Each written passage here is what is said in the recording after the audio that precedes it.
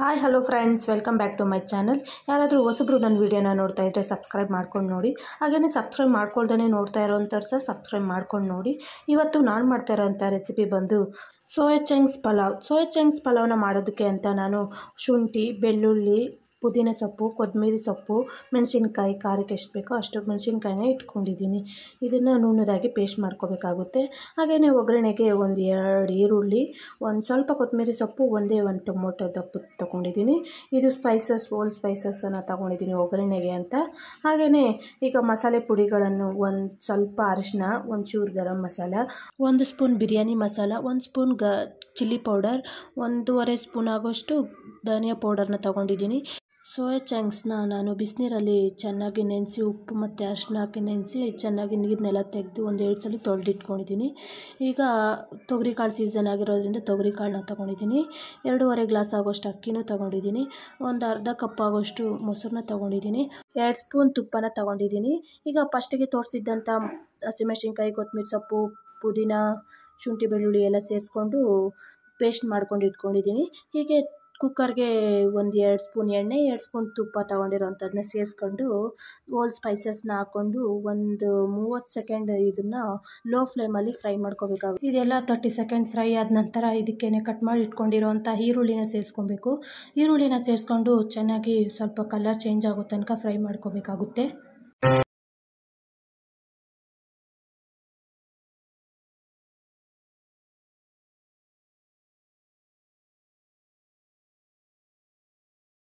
ಈರುಳ್ಳಿ ಎಲ್ಲ ಚೆನ್ನಾಗಿ ಫ್ರೈ ಆಗಿದ ನಂತರ ಇದಕ್ಕೆ ಕಟ್ ಮಾಡಿ ಇಟ್ಕೊಂಡಿರೋಂಥ 2 ಟೊಮೊಟೊನ ಸೇರಿಸ್ಕೊತಾ ಇದ್ದೀನಿ. ಇವಾಗಲೇ ಸ್ವಲ್ಪ ಉಪ್ಪನ್ನು ಸಹ ಸೇರಿಸ್ಕೊತೀನಿ, ಯಾಕಂದರೆ ಉಪ್ಪನ್ನು ಸೇರಿಸೋದ್ರಿಂದ ಟೊಮೊಟೊ ಬೇಗ ಸ್ಮ್ಯಾಶ್ ಆಗುತ್ತೆ ಅಂತ.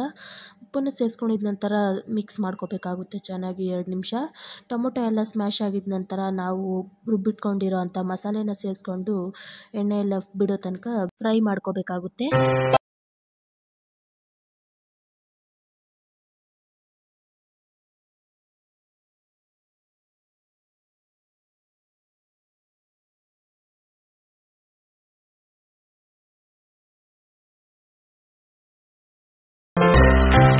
ಇಷ್ಟು ಫ್ರೈ ಆದ ನಂತರ ನಾವು ತಗೊಂಡಿರೋಂಥ ಮಸಾಲೆ ಪುಡಿಗಳನ್ನೆಲ್ಲ ಸೇರಿಸ್ಕೊತಾ ಇದ್ದೀನಿ. ಈಗ ಮಸಾಲೆ ಪುಡಿಗಳನ್ನ ಸೇರಿಸ್ಕೊಂಡು ಚೆನ್ನಾಗಿ ಮಿಕ್ಸ್ ಮಾಡಿಕೊಂಡು ಬೇಯಿಸ್ಕೋಬೇಕಾಗುತ್ತೆ. ಅದರಲ್ಲಿರೋ ಮಸಾಲೆ ಪುಡಿಯಲ್ಲಿರೋ ಹಸಿ ವಾಸನೆ ಎಲ್ಲ ಹೋಗೋ ತನಕ.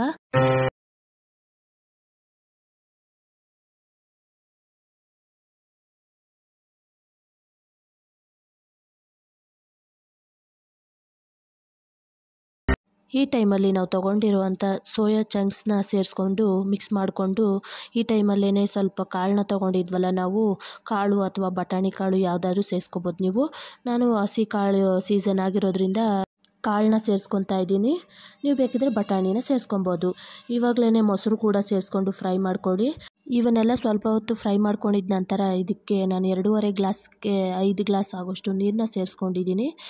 ಅದು ನೀರು ಒಂದು ಕುದಿ ಬರೋ ತನಕ ಹಾಗೆ ಇದ್ದು, ಕುದಿ ಬಂದ ಮೇಲೆ ಅಕ್ಕಿನ ಸೇರಿಸ್ಕೊತಾ ಇದ್ದೀನಿ.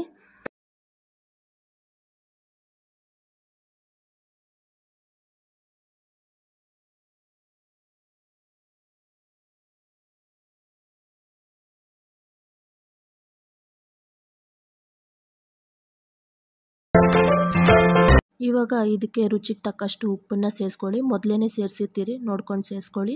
ಈಗ ಗಾರ್ನಿಷಿಂಗ್ಗೆ ಕೊತ್ತಂಬರಿ ಸೊಪ್ಪು ಸ್ವಲ್ಪ ಮೇಲೆ ಸೇರಿಸ್ಕೊತಾ ಇದ್ದೀನಿ.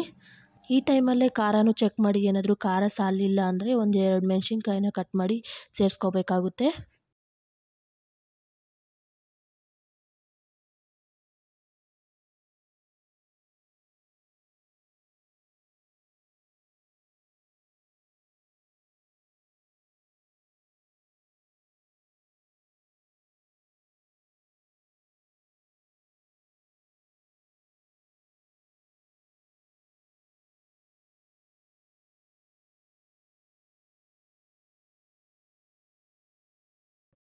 ರೈಸು ಒಂದು 75% ಬೆಂದಮೇಲೆ ನಾನು ಕುಕ್ಕರ್ ಲಿಡ್ನ ಮುಚ್ಕೊಂಡು ಬರೀ ಒಂದೇ ವಿಷಲ್ನ ಕೂಗಿಸ್ಕೊತಾ ಇದ್ದೀನಿ. 1 ವಿಸಿಲ್ ಆದ ನಂತರ ಕೂಲ್ ಆದಮೇಲೆ ಕುಕ್ಕರ್ನ ಓಪನ್ ಮಾಡ್ತಾಯಿದ್ದೀನಿ. ನೋಡಿ, ಈ ರೀತಿ ಆಗಿರುತ್ತೆ.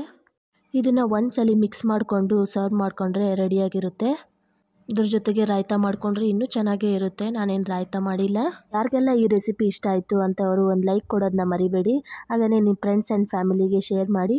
ಹಾಗೆಯೇ ಏನಾದರೂ ತಪ್ಪಿದರೆ ಕಾಮೆಂಟ್ ಮಾಡಿ ಹೇಳಿ ತಿದ್ಕೊತೀನಿ. ನೋಡಿ ಈಗ ಸರ್ವ್ ಮಾಡ್ಕೊತಾ ಇದ್ದೀನಿ ನಾನು.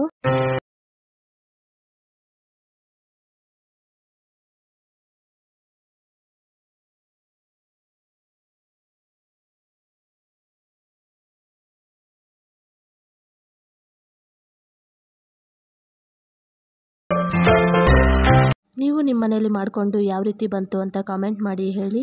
ಇದೇ ರೀತಿ ಬೇರೆ ಒಂದು ರೆಸಿಪಿ ಜೊತೆ ಸಿಗೋಣ ನೆಕ್ಸ್ಟ್ ವಿಡಿಯೋಲಿ. ಬಾಯ್.